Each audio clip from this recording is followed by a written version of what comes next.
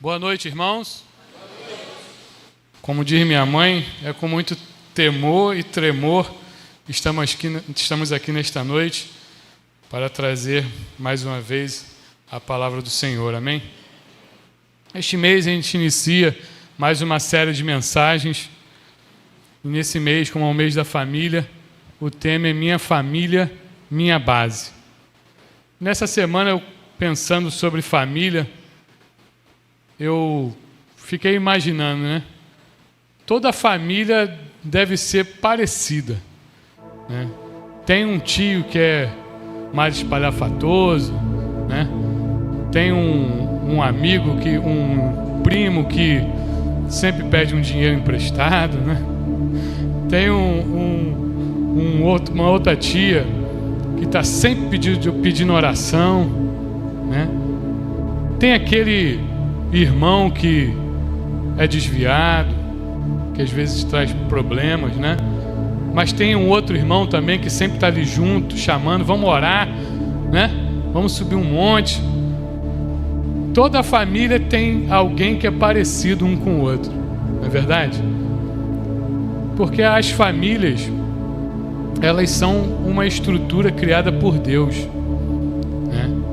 Sempre tem pai, mãe, irmãos, tios, primos, primas, avós e avós, né? Tem aquela avó que quer agradar mais o netinho do que o próprio pai e a mãe.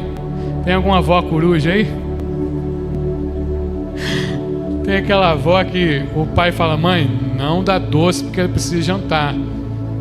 Aí a criança tá lá na casa da avó, pega um biscoito, come. Aí tu chega na hora que a criança está comendo biscoito, né? Tu fala, mãe, eu já falei, mãe, que não é para botar biscoito para criança. Mas aí a mãe, deixa comer, meu filho, né? Toda a família, tem uma avó, tem um avô. A criança cai, a mãe já, meu Deus, machucou o avô, deixa cair, deixa levantar, né? Toda a família, ela é muito parecida uma da outra. E nessa noite nós vamos falar sobre um tema que eu coloquei de família é a nossa estrutura. E pensando nisso, eu vou trazer aqui uma história de Davi, quando ele estava fugindo de Saul, e ele foi ficar exilado numa terra filisteu. Um rei Aquis abrigou Davi e falou, você pode morar aqui nesse cantinho aqui chamado Ziclague. Então Davi foi morar numa terra dos filisteus. Davi ali não pediu orientação de Deus se era para ali naquele lugar que ele deveria ficar. Mas Davi ficou ali um bom ano. Davi ficou ali um bom tempo. E ali ele juntou 600 homens. Homens que viviam perambulando pelo deserto. Muitos dizem que o exército de Davi foi o mais cruel, porque os homens que viviam afastados da sociedade geralmente não eram bons homens. Eram assassinos, devedores, homens procurados pela lei, assim como Davi. Saul botou um preço na cabeça de Davi. E Davi então começa a juntar todos esses homens.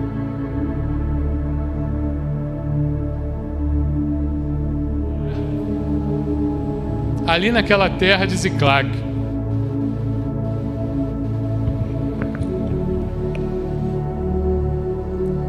Chega um momento que aquele povo filisteu, eles entram em guerra contra o povo de Israel. E aquele governante Aquis falou, Davi, junta teus homens e vão partir para a guerra. Agora olha a situação de Davi. Morando no terreno filisteu, agora tendo que lutar contra seu próprio povo. E vamos ver o que conta essa história aqui em 1 Samuel, no capítulo 30, de 1 a 18. Coloca na NVI, por favor. Que diz assim: Quando Davi e os seus soldados chegaram a Ziclag, no terceiro dia, os amalequitas tinham atacado Neguebe e incendiado a cidade de Ziclag. Levaram como prisioneiras mulheres que lá havia, desde a mais jovem até a mais idosa. Não mataram ninguém, mas conduzindo-as prosseguiram em seu caminho. Ao chegarem a Ziclag, Davi e seus soldados encontraram a cidade destruída pelo fogo e viram que suas mulheres, os seus filhos e suas filhas tinham sido levados como prisioneiros. Então Davi e os seus soldados choraram em alta voz até não terem mais forças. As duas mulheres de Davi também tinham sido levadas, Ainoã, a Jerahel e Abigail de Carmelo, que fora mulher de Nabal. Davi ficou profundamente angustiado, pois os homens falavam em apedrejá-lo. Todos estavam amargurados por causa de seus filhos e suas filhas. Davi, porém, fortaleceu-se no Senhor, o seu Deus. Então ele disse ao sacerdote Abiatar, filho de Aimeleque: traga-me o colete sacerdotal. Abiatar o trouxe a Davi e ele perguntou ao Senhor: devo perseguir esse bando de invasores? Irei alcançá-los? O Senhor respondeu: persiga-os, porque certamente você os alcançará e conseguirá libertar os prisioneiros. Davi e os 600 homens que estavam com ele foram ao ribeiro de Besor, onde ficaram alguns, pois 200 deles estavam exaustos demais para atravessar o ribeiro. Mesmo assim, Davi e 400 homens continuaram a perseguição. Encontraram um egípcio no campo e trouxeram a Davi. Deram-lhe água e comida, um pedaço de bolo de figos prensados e 2 bolos de uva passas. Ele comeu, recobrou suas forças, pois tinha ficado 3 dias e 3 noites sem comer e sem beber. Davi lhe perguntou: a quem você pertence e de onde vem? O jovem egípcio respondeu: sou servo de um amalequita. O meu senhor me abandonou quando fiquei doente há 3 dias. Nós atacamos o Neguebe dos Queretitas, o território que pertence a Judá, e o Neguebe de Calebe, e incendiamos a cidade de Ziclag. Davi lhe perguntou: você pode me levar até esse bando de invasores? Ele respondeu: jura diante de Deus que não me matarás, nem me entregarás nas mãos do meu senhor, e te levarei até eles. Quando ele levou Davi até lá, os amalequitas estavam espalhados pela região, comendo, bebendo e festejando os muitos bens que haviam tomado como despojos da terra dos filisteus e de Judá. Davi os atacou no dia seguinte, desde o amanhecer até a tarde, e nenhum deles escapou, com exceção de 400 jovens que montaram em camelos e fugiram.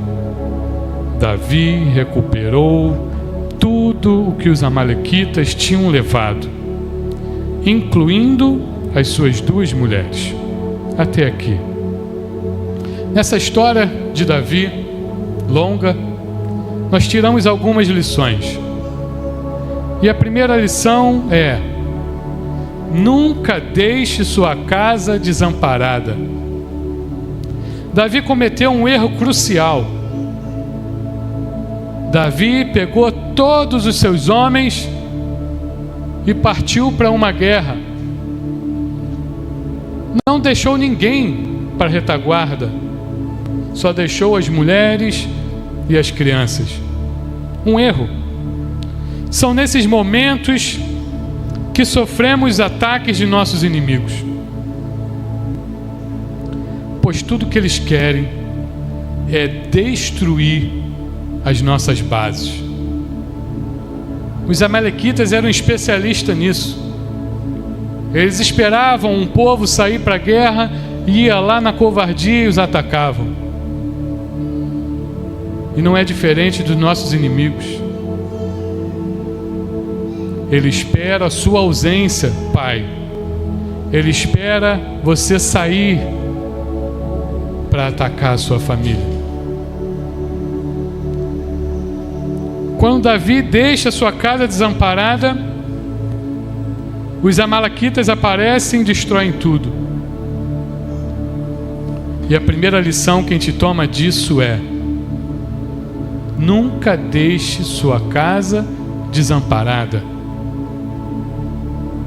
Nunca deixe você, sacerdote do seu lar, sua casa vazia. A segunda lição que nós aprendemos nesse texto é: não lute uma guerra que não é sua. Davi foi lutar com os filisteus, com o povo filisteu, inimigo de Israel. Davi, sem perguntar ao Senhor: Senhor, posso ir lutar contra Israel? Em nenhum momento fala isso no texto. Davi junta seus homens e vai lutar. Chegando no lugar de batalha, que fica em torno de 128 quilômetros da onde eles estavam, é como se fosse andar daqui até Resende. Imagina, irmãos, 128 quilômetros. Agora pega numa caminhada aqui na Dutra, ó, e vai até Resende, com armamento, com coletes, espadas. São 3 dias de caminhada. Quando eles chegam lá, na concentração dos exércitos, aqueles governantes filisteus fala para Aquis: quem é esse pessoal aí que você trouxe? E Aquis fala: esse é Davi. Ele está morando em nossas terras. E ele não demonstra infidelidade. Ele vai lutar conosco. E aqueles governantes ali falaram: de jeito nenhum. Não podemos lutar com israelitas ao nosso lado, porque quando eles perceberem que estão perdendo a batalha, Davi vai se voltar contra nós e vai nos derrubar. Manda eles de volta. Não quero eles aqui.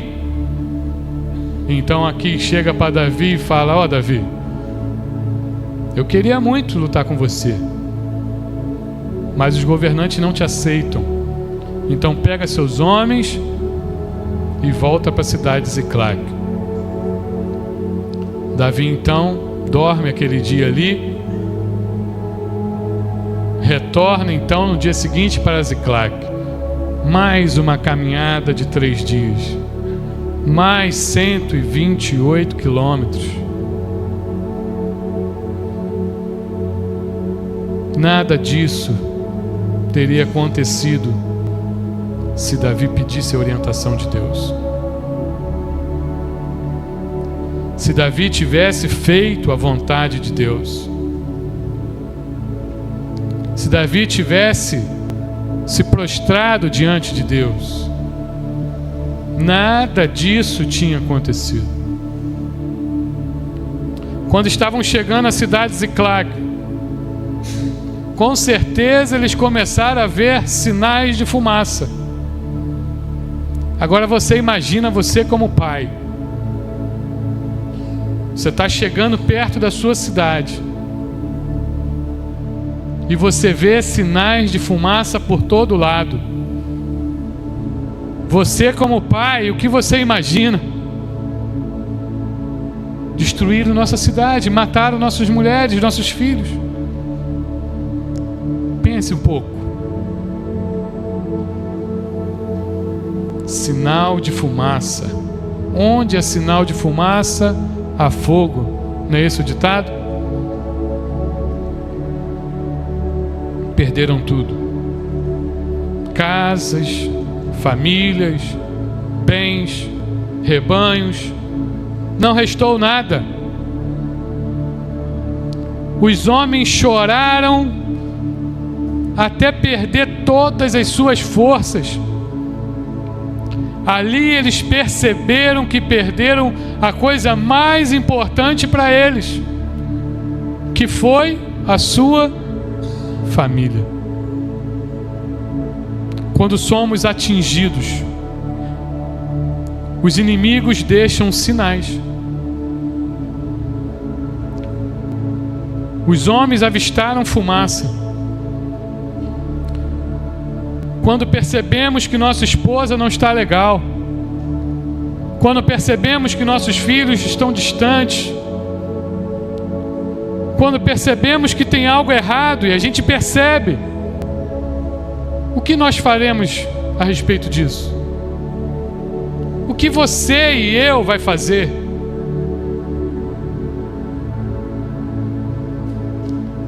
Porque há sinais de que o inimigo está nos atacando. Às vezes passa desapercebido, às vezes a gente finge que não vê, mas há sinais. E o que vamos fazer?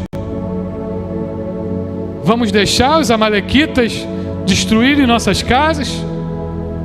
Levarem nossas famílias e nossos filhos?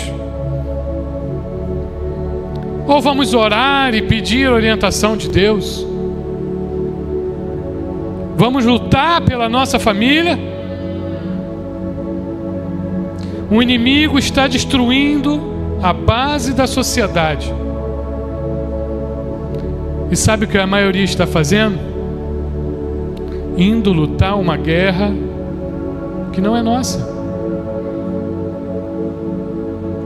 A gente dá mais atenção ao trabalho do que à nossa família. Estamos deixando nossas famílias vulneráveis.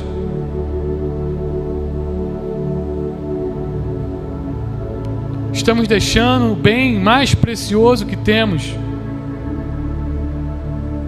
vulnerável.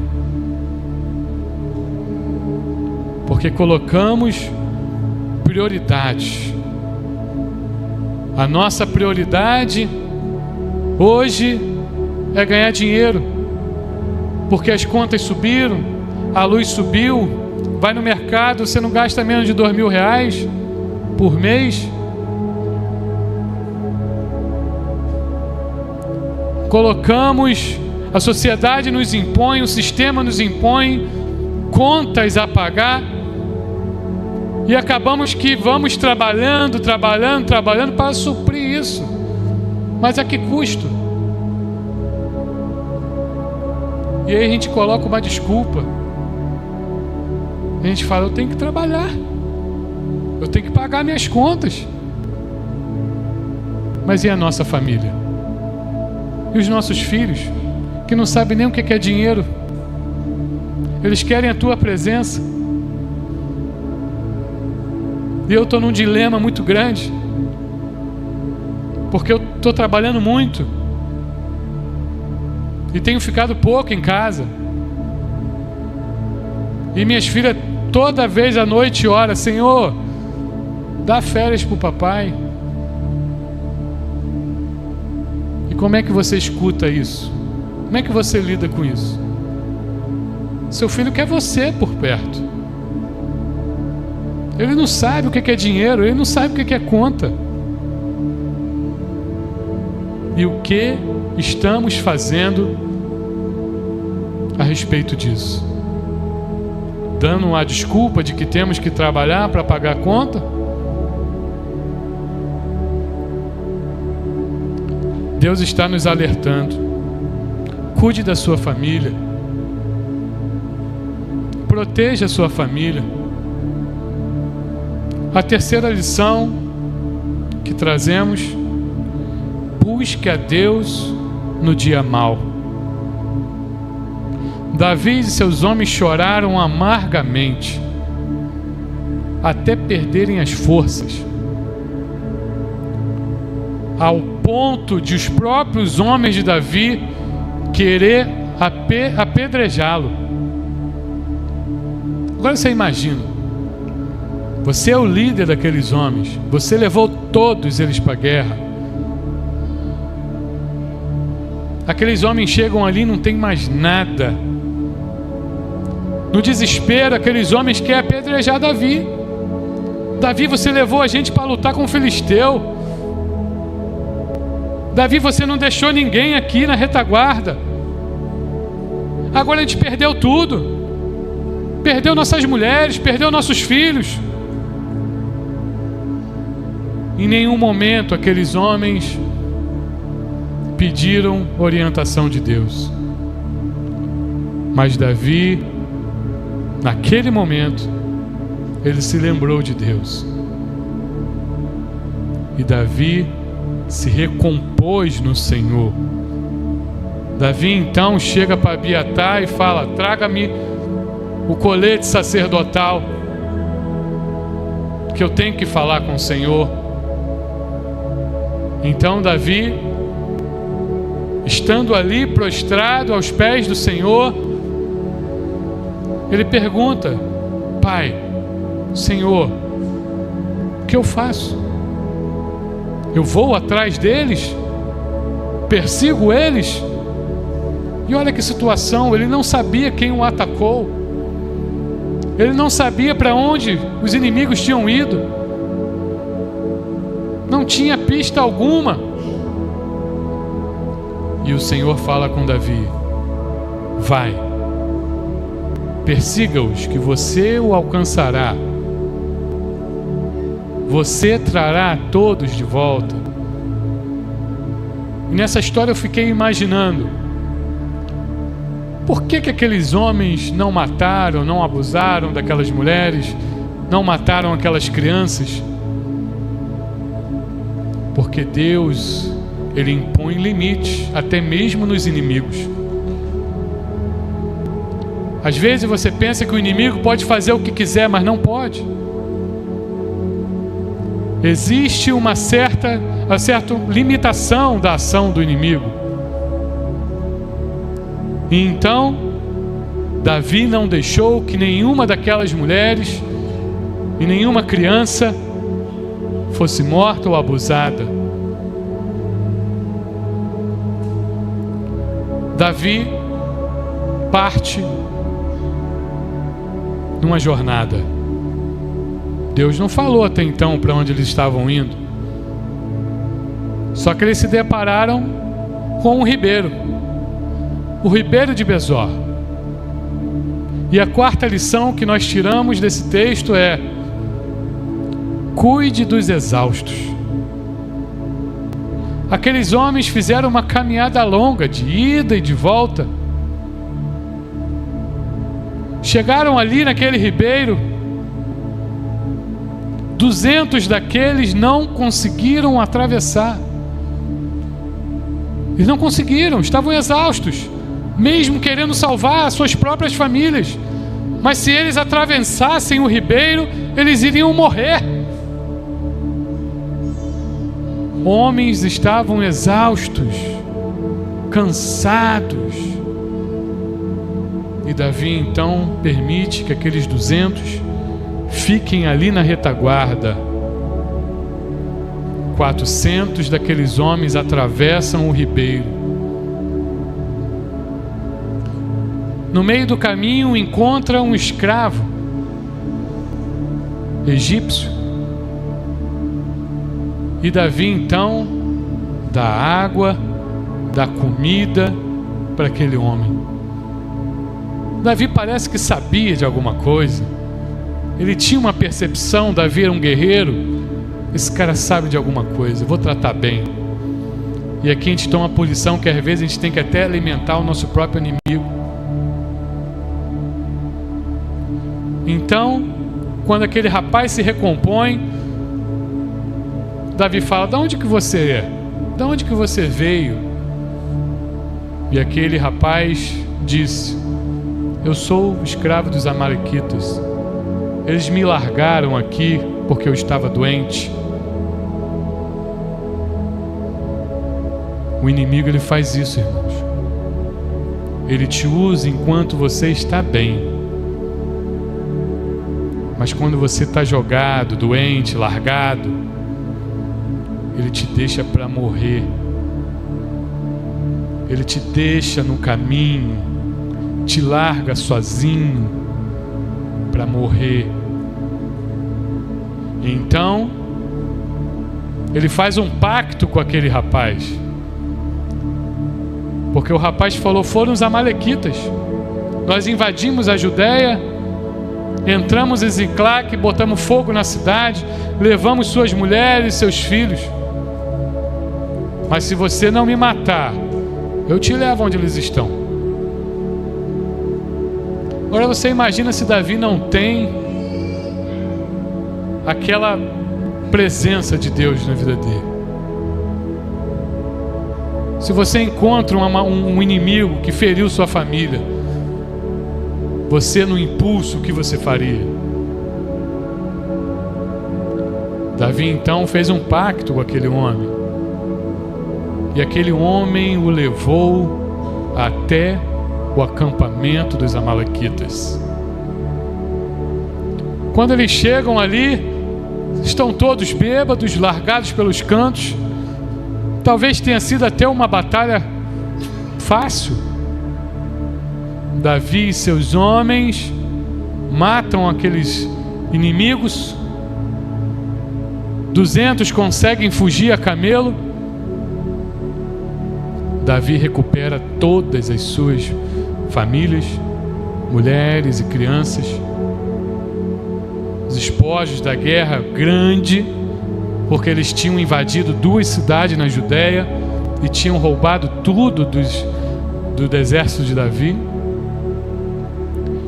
E então Davi retorna com todos aqueles espojos, rebanhos, ouro, prata. E quando eles chegam, Davi encontra aqueles 200. E Davi sauda aqueles 200. Davi agradece aqueles 200 que ficaram ali. E os homens de Davi se levantaram e falaram: não, negativo, não vamos dividir nada com eles não, eles não foram para a guerra. São covardes, não foram nem buscar a sua família. Olha o pensamento do ser humano, irmãos. E Davi, movido de compaixão, Davi impõe uma lei naquele momento e fala com eles: nós somos um exército, e vocês não venceram a batalha com a força dos seus braços. Nós não encontramos os nossos inimigos por acaso. Foi Deus que nos deu os nossos inimigos em nossas mãos. Foi Deus que nos mostrou aquele escravo no meio do caminho. Foi Deus que nos deu a vitória. Vocês estão pensando que foi vocês que venceram, mas não. Deus nos deu essa vitória. E aqui percebemos que nós temos que ficar sensíveis aos sinais que Deus nos dá. Deus, Ele nos mostra, irmãos. E nessa 4ª lição, cuide dos exaustos. Em nossas famílias, às vezes, tem gente exausta. Tem gente cansada. Tem gente que não sabe mais o que fazer. Ser por aquela maioria daqueles homens? Não. Pega essas mulheres aí, seus filhos, e sai do nosso arraial. Vocês não prestam mais para andar conosco. Mas Davi fala: não. Vamos cuidar dos que estão exaustos. Vamos cuidar dos que estão cansados. Você tem o direito de ficar cansado, irmão. Você tem o direito de ficar exausto. Não é por isso que você está fora da presença do Senhor, não.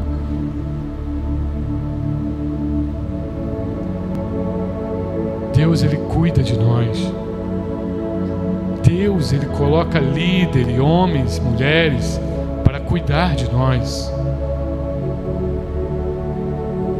Davi, então,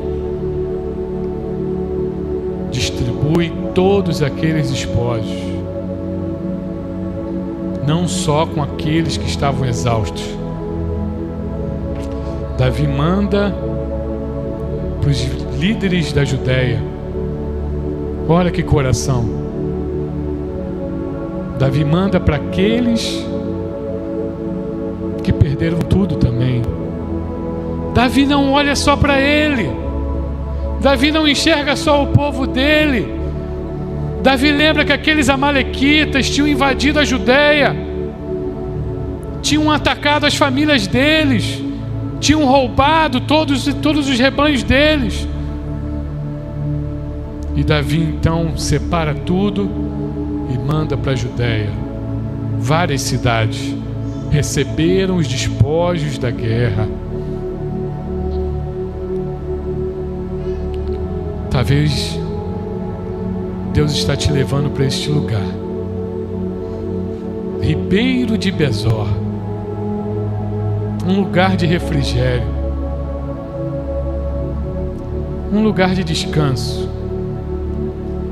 um lugar onde os exaustos possam se recompor, um lugar onde os que estão cansados conseguem ali uma palavra de Deus, conseguem ali se reestruturar. Talvez você está indo para este lugar, para o Ribeiro de Besor. Se aqueles homens tivessem vergonha de falar que estava exausto, eles tinham morrido afogados no ribeiro. Mas aqueles homens eram valentes. Ele chegou para Davi e falou: eu não vou conseguir atravessar. Eu estou cansado. Eu estou exausto. Eu vou morrer. E se eu conseguir atravessar, eu não vou conseguir ajudar vocês, porque eu estou exausto.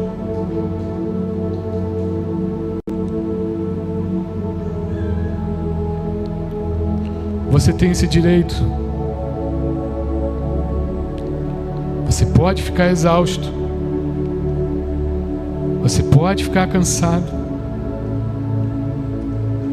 Mas vai chegar um dia que Davi vai chegar com os despojos. Vai chegar um dia que você vai reestruturar a sua família novamente. Vai chegar um dia que Deus vai te dar aquilo que o inimigo levou. Amém, aleluia. Esse dia chega, irmãos. Não podemos pensar que só estamos vivendo o dia mal. Nós temos que ter a esperança de que Deus nos trará dias melhores. Aleluia. Os nossos inimigos, eles querem nos desestabilizar. Eles querem atacar os alicerces. Os inimigos querem atacar as sapatas da sua casa. Eles querem acabar com as colunas da sua casa. Não deixe sua casa desamparada, sozinha. Não lute uma guerra que não é sua. Busque a Deus no dia mau e cuide dos exaustos. Cuide dos cansados. Cuide deles. Porque a batalha é longa, é árdua, é difícil. E muitos ficam pelo caminho, assim como aquele escravo egípcio. Mas nós temos Deus ao nosso lado, amém? Nós temos Jesus na nossa vida. Nós temos um Deus que nunca nos deixa desamparado. Mateus 7, 24 a 27. Portanto, quem ouve estas minhas palavras e as pratica, é como um homem prudente que construiu sua casa sobre a rocha. Caiu a chuva, transbordaram os rios, sopraram os ventos e deram contra aquela casa. Mas ela não caiu, porque estava alicerçada na rocha. No entanto, quem ouve estas minhas palavras e não as pratica, é como um insensato que construiu a sua casa sobre a areia. Caiu a chuva, transbordaram os rios, sopraram os ventos e deram contra aquela casa. E ela caiu, e foi grande a sua queda. Construa a sua casa sobre a rocha. E quem é essa rocha? Jesus. Jesus é a rocha. Jesus é o alicerce. Jesus é a base da nossa família. Jesus não disse ali que não viria chuva. Já reparou disso? Jesus não disse ali que os rios não iriam transbordar. Jesus não disse ali que a tempestade não chegaria na tua casa. Mas o que ele disse foi: construa a sua casa sobre a rocha. Porque quando vier a chuva, quando vier a tempestade, os rios vão transbordar, mas a sua casa não será destruída. Aleluia! A sua casa não cairá, porque nós não pertencemos a este mundo. Nós estamos aqui de passagem, nós vamos morar em mansões celestiais, amém? Podem vir os rios, pode vir a tempestade, mas a sua casa não será abalada, porque teu é um grande Deus.